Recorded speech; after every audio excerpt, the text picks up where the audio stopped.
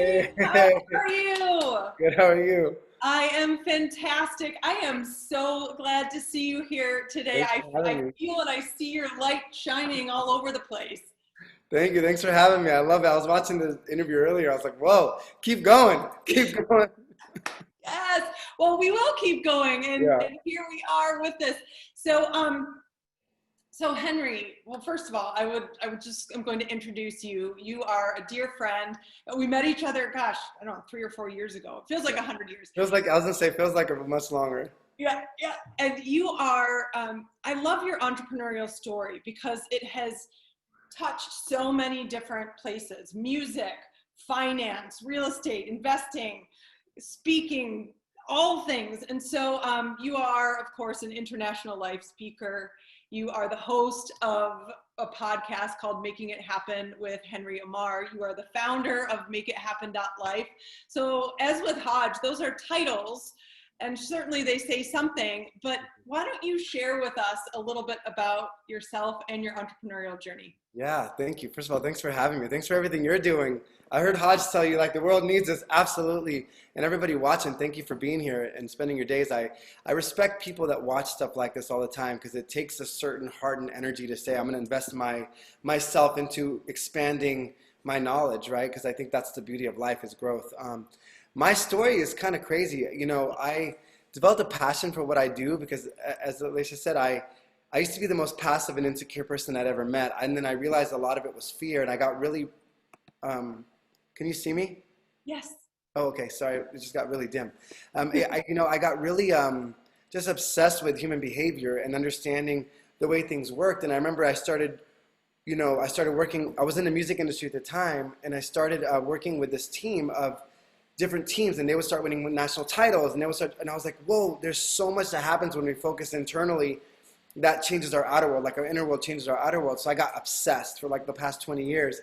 And my entrepreneurial journey, I started in the music industry, and we did well, checked the boxes off. It was really cool. I was this little kid that was just hungry, that wanted to do music. And so I went around and literally printed out flyers back in the day and pasted them around the city and said, page me. I think it was a pager or a cell phone at the time. Page me if you are looking. I was like this young guy, if you could sing and you're a male. And so I was like, okay. And so I just would walk around and finally, just looking for people that could help make this vision that I had come true, and formulated a boy band per se, right? And we did well. We traveled the world, toured, and we're on an album that won a Grammy. And it was like, and then after a while, there was. Oh, Henry seems to have disappeared. So I don't know if he just got kicked out of the room, or it sounds like his screen was going dim. So we will just hold this for a minute here. And if you have questions about anything in Henry's background, experience, and or anything that you've heard from Hodge, please do put it here in the chat. As we got started, as we got started with thriving in uncertainty, essentially it was that idea that what is it that we as entrepreneurs are going to need to thrive in the face of massive disruption? And I got involved in the work of answering that question: how might we all thrive in the face of massive disruption? About 3.5 years ago. I've been an entrepreneur now for 7 years, and left the corporate world then, and moving from Henry's back. And moving from that experience out into the world, I began to see these macro trends in the marketplace that had me wondering, what are we going to do with all the people? And that's really what drives, all of my work, and certainly even the conversation here. So as Henry's coming back and joining us, he should be able to share his video and face. Oh, there you are. Like, my screen went darker and then disappeared, but that's life. Sometimes things happen, you just got to go with it, right? That's it. And this is, I think, it is like the perfect microcosm of this moment that we're living in. What's funny is I used to always, one indicator that I realized that I was evolving in myself was when things happen like this. I used to always freak out internally, be like, oh my gosh, I got to do this. And now you're like, what can I control and what can't I control? Like I had no control over what just happened, but I can control my state and just come back and be like, well, what's the lesson in this, right? And so that's such a big lesson that I've learned in my life, and I know we're just getting on the principles, but there are things in life we can control, and there are things in life that we absolutely cannot control. And so my thought is, you know, pain comes when we try to control what we can't. Oh, don't I wish I hadn't learned that lesson the hard way. Many Tell us ways, more. and it's funny because I'll tell a really crazy story is, you know, in between my transition in life, like of maybe about 5 years ago, and this seems like a heavy story, but I learned one of the greatest lessons of my life is, you know, my mother was diagnosed with cancer, and a few years before that, my father had passed away, and I knew, you know, what had happened with my family and my sister at the time. And when the second they told me that in the hospital, you know, the doctor pulls you in and says, "Can I talk to you in my office?" And it's like the movies, and you're like, "Oh gosh, what is he about to say?" And he tells us the news, and I pulled my sister and I said, "Hey," I said, "this is going to be tough." I said, "But the one thing I will say is this." I said, "We cannot control what's happening with mom, but what we can control is how we show up for her." Right. So I said, I'm going to ignore my feelings, ignore my emotions. And so I learned a lesson early on, and I'm so grateful that I had to decide in advance to recognize what can I control and what can I control, and this is how I want to show up for it, you know. And so anyways, that brings me to the principle of like this happened, and it's great to feel at peace when it feels like chaos is around you, and that's such a good indicator. And if you're not, you know, and we can get into the principles, I can nerd out over all this stuff, but like emotions are indicators, like let me get myself to a space, because that's what leaders do is we walk in the chaos, and we're supposed to lead in the ambiguity, in the chaos, like you said. So yeah, you know, it's so I want to pull something out of what you said there, which I think is really powerful, which is this notion of focusing on what you can control, and beyond that, seeing that there's suffering in the things that you can't. And I think what's critically important to understand here is, and especially as we're looking at what's going to unfold over the next 18 to 24 months, although I am wholly optimistic about what we can create, I am also fairly confident that it is going to feel scary for most of us. And though people will often ask me, and I know that they ask you, why are you so optimistic? Are you just ignoring everything that's happening? You know, you're Pollyanna or some version of whatever that is. And what you just shared indicates that it's not pretending like what's happening isn't happening, but it's rather a series of choices and actions that then give you that peace. So dive a little bit more into that. Absolutely. I love it. So you know, it's 100% true. And, you know, this is our comfort zone, right? And in our comfort zone is everything we know. And from where we are to where we want to be, there's going to be discomfort, because your comfort zone's not meant for you to grow. It's meant for you to be comfortable and survive. And if we start nerding out over what happens in our subconscious mind, our number one derivative in the mind is to keep us alive. So when we step out of our comfort zone and what's uncertain, right, all of a sudden it's like, whoa, we get into survival mode, but you can only live in survival or creation. So am I creating or am I surviving? And my thing is, I'm going to go through this anyway. Like you said, I see what's happening, so I might as well grow through it. And, you know, my thing is, people can call it optimistic, but my thing is it's realistic. Like, what are my options? My options are either have a disempowering belief, disempowering focus, or decide right now that, okay, what can I create from this? How can I grow from this? Because it's going to pass. And who I become from it will stick with me forever. That's so true. And the mindset distinction I utilize, so when I'm working with clients on how do we thrive in the face of massive disruption, there's the mindset, there's education, and there's collaboration. And what I want to dive into here is the mindset piece, which is really driven by those things that you just shared, which is I can ask the question or be driven by the question, why is this happening to me? Or you can say, okay, given that we're here, or given that this is happening, what do I want to create and what do I want to build? Absolutely. And the coolest part, everybody listening now, it's like, we're creators. Like, it may not look like something, but sometimes this can squeeze something so beautiful out of us, right? And like some of the greatest inventions, some of the greatest things have come out of the worst times, right? Isn't there like a statistic that most big companies formed in like the most difficult times? And my thing is, like, here's the thing. It's like, I think the whole situation with my mother, to be really honest, just to go back to that, was I remember sitting I just posted about this morning, ironically, sitting in the hospital and looking at her and saying, wow, one day that's going to be me in some way, shape, or form. And what do I really want to say? I want to choose my life. We give up our power of choice so easily, right? Like, we have the greatest gift of choice. Like, right now, you could decide to dance, you could decide to watch this, you could decide to stay, whatever you want to do.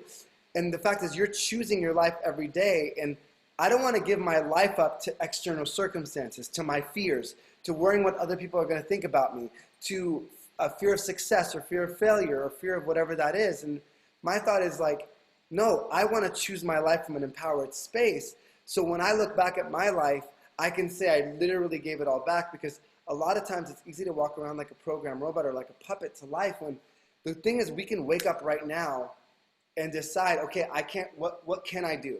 And literally hit it hard every day. And so, and 100%, I get to choose how to show up. Default mode is going to go to survival. Yeah.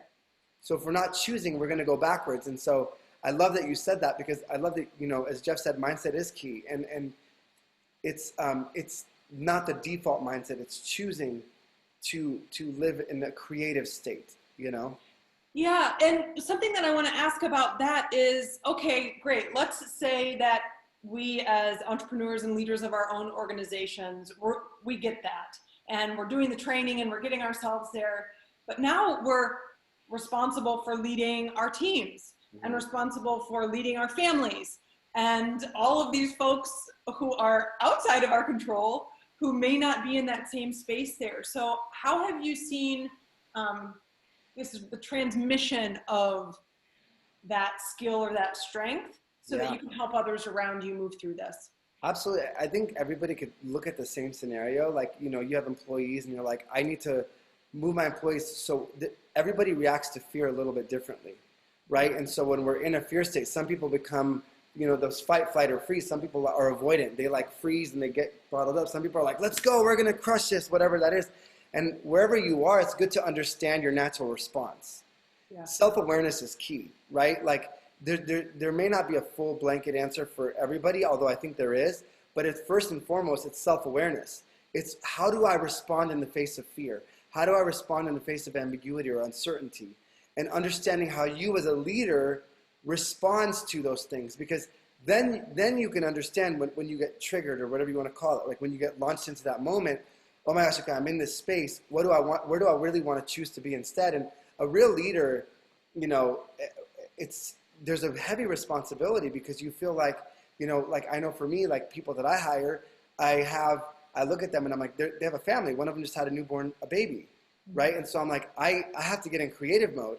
And so the best thing you can do is first understand where you are and understand if it's unhealthy, if it's not productive. Like, surround yourself with people like Elatia and other people. Like, okay, if you can't get it within yourself, surround yourself with people that can get you in that space.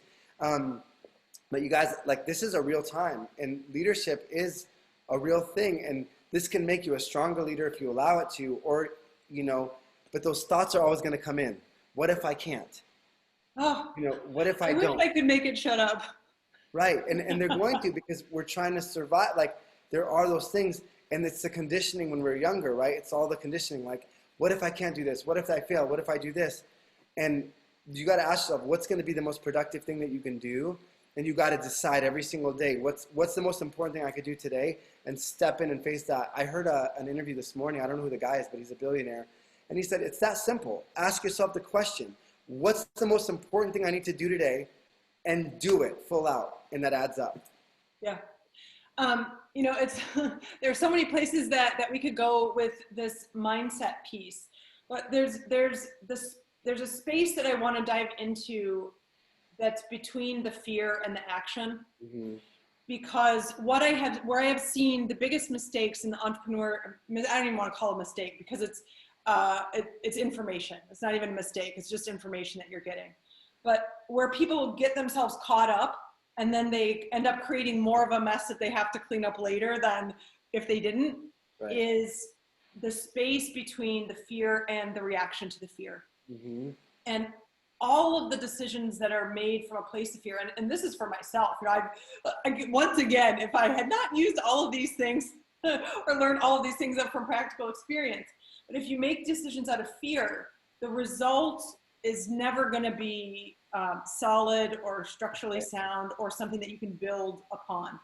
So what would you recommend to people? Because there are going to be things whose impact will incite fear, layoffs 100%. and competition and the market closing and all these things. What would you say? 100%. Well, first, emotional intelligence, really the definition of it is being aware of your emotions and being able to use your emotions for you, right? It's emotional intelligence. And there's something called the emotional refractory period, which is the time you get launched into that fear, into the time where you get to a different emotion.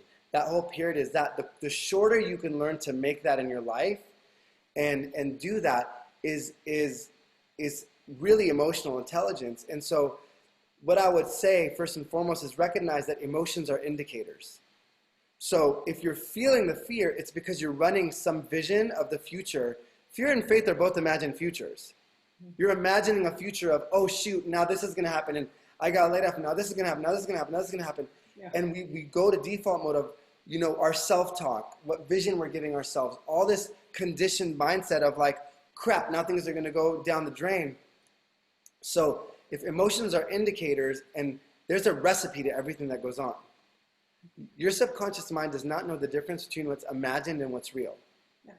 And like literally, has anybody watching this ever been so angry at somebody where you're like, your blood is boiling, your skin is tight, your thoughts are going, you're visualizing them doing the wrong thing, and you're so mad, your self-talk is going, and then you find out they didn't do it. Dun, dun, dun. And then you're like, but everything reacts as if it was. So we have a power of creation. And I don't know if I'm even answering your question because I went on this diversion, but No, it's great. we have this power of creation that like we need to learn how to create our emotional states and create how we show up. And so when something does happen, like a layoff or the economy is going down or whatever that is, naturally you're gonna go to shoot.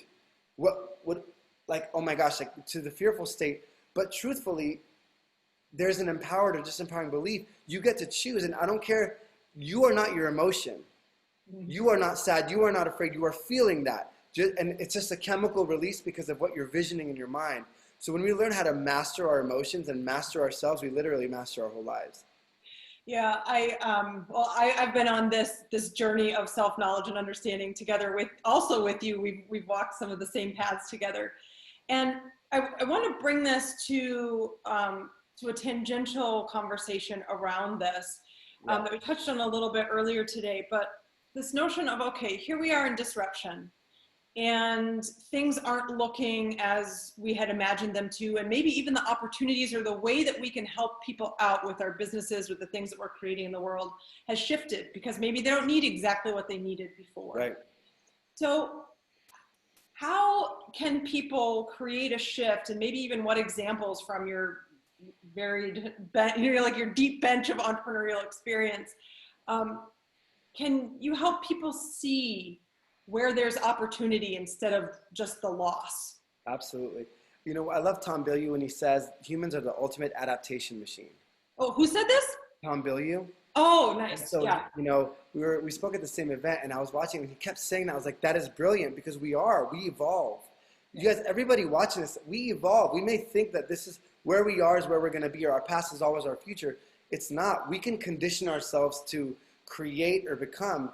And so it's a matter of, so they say that there's 4 things. I know you know this, Elatia. I think Tony says, I'm not sure, but there's 4 steps to going after something. First, in order to go after something, first it's like a treasure. You need to know that believe that it's there. Right? If I don't believe, like why when you see a rainbow, you don't go chase the gold after the rainbow? Because you don't believe that it's there. Right? First, you need to believe that. Second, you need to believe there's a pathway there. Third, you need to believe that you could take that pathway there. And fourth, that it's worth it. Yeah. So sometimes we'll be sitting there like, oh man, this is where I'm at. You don't believe that it's really there. But I'm here to just tell you, like, there is always an opportunity to create. And if you don't believe it yourself, just follow Elatia. She's always talking about disruption. Always talking about the future of work. You guys, this is what's coming. This is what's coming. This is what's coming. And I just truly, so I'm going to give you this story. So I've been on a different journey, and I started telling my journey before my computer got crazy on me. I started on my music path, and then I started a business, because in music, what had happened was there was one of the things that happened was there was somebody they hired to pay the producers for us, and that person was pocketing money. And so what happens in music is you get red flagged, and they're like, we can't put more money. We don't know what's going on. Like, we spent almost like $1 million worth of value on you guys, and we were supposed to be the next big thing. And we looked at my group, and I was like, guys, like, I think we're going to pause. I think we're done. Like, they gave us an opportunity. We got out of our contract. I started a company. And this is where it gets really interesting. I started this company, and in a year and a half, we grew it internationally, which was incredible, right? Like, which was way bigger than we thought we were. And then I had this intuitive feeling like, you need to sell your shares and go to USC and do music and do real estate and business. And I was like, that makes no sense whatsoever. I was not a good student. But for me, I just believe all of us have this innate gift of intuition, or whatever you want to call it. And so I went to my community college because I had 5 W's. If you know what a W is, it's worse than an F, right? And because I was in class one day when I was in junior college right out of high school, and I'm sitting here in a geology class, and they're talking about rocks. I'm like, what am I ever going to use this rock lesson for? A red rock's chemical component is, I'm never going to use it. Yeah. And then I get a message from my manager who says, we're going to go to Vegas and record with Gladys Knight, and we're going to go on a tour. And I left class and looked back. So I go to community college, and I'm sitting there with this lady, and this is the lesson I learned. And she's the credible source, right? And she looks at me, she goes, oh, great, you want to go to USC, the University of Southern California? I was like, yeah, I do. She looks it up, and she goes, oh, no, you have 5 W's. People would want to get me. And in my head, I'm like, no, I'm getting in. It's not a matter of if, it's a matter of when. There's a resiliency when you really commit to something. Meaning, I don't care what it looks like. I'm going to keep going until I get it. And she looked at me. She's like, I don't know. And I was like, look. And she just didn't believe in me. I was like, I'm not going to sit here and listen to your advice because you don't believe in me. Right. So just tell me what I need to do. So I go, the first year I go and I work my freaking butt off. And I get A's, and I apply, and I'm like, I'm going to get in. And I'm running that Relay for Life for cancer, and my sister calls me. She goes, you got an envelope from USC? I go, envelope or package? She goes, envelope. I was like, she goes, want me to open it? I said, yeah. She goes, I'm so sorry you didn't get in. And I'm sitting there, and I'm like, I just sold my company early because I would have made so much more money if I waited a year. And here I am at like 26, 27, 26. Freaking, what am I going to do in my life? And so I had a choice to make. Am I really resilient in this goal of mine, or am I not? And I said, I'm in. And so I called USC and I appealed it. And the head of business admissions at the time, she goes, Henry, people that apply the second year have a worse chance of getting in than the first year. And I'm like, oh, shoot, So I was like, no, I'm getting in. So I go in and I get straight A's. I figure out what I need to do. I do leadership. I do all these things. And I'm telling the story for a reason. And I end up getting in the next year on my tuition's all paid for, which was crazy. Mm-hmm. And my last year, so this is 6 years later, my last year at USC, I'm at this point, I was the president of the Real Estate Association at USC. And they're telling me there's a professor that's coming on campus. One of his real estate deals was $39 billion, just one, that he orchestrated. And they're like, he's looking for a TA. Long story short, I end up TAing for him. I co-teach with him for 2.5 years. I TA for him and help teach. And then he gets me my job. And in 3 years at my job, I become a director of investments for a $2 billion real estate company. Whereas if I wouldn't have gotten this job, it would have taken me 10 years to get to. So sometimes, if we can have the perspective that what might look like a setback may be a come up for us. But as Tony says, life is always happening for us, not to us. Everything is going to work together for my good. And it's when you really commit to something, the feeling you commit to it in is not going to be there when it's required to keep that commitment. Yeah. I was discouraged. I was living with my parents. I was broke, sitting there being like, I sold my business early. I put everything into it. But there is a power in us of resilience, of resolve, of this is done. Either this is going to happen or something better, period. And that's leadership. I don't care what's happening on the outside. I don't care if the credible people are telling me that it's not going to work out for me. That what are you doing? And as I've interviewed people like Lindsay Sterling on my podcast, in front of 3 million people, the judges who were credible said, you sound like you're playing a dying rat and you're never going to play a stadium. Now she has 2 billion views on YouTube, sold out stadiums across the world. So we cannot listen to externalities. We must surround ourselves with people like Elatia and people in our lives that are putting life into us And we must have this resolution and lead ourselves first.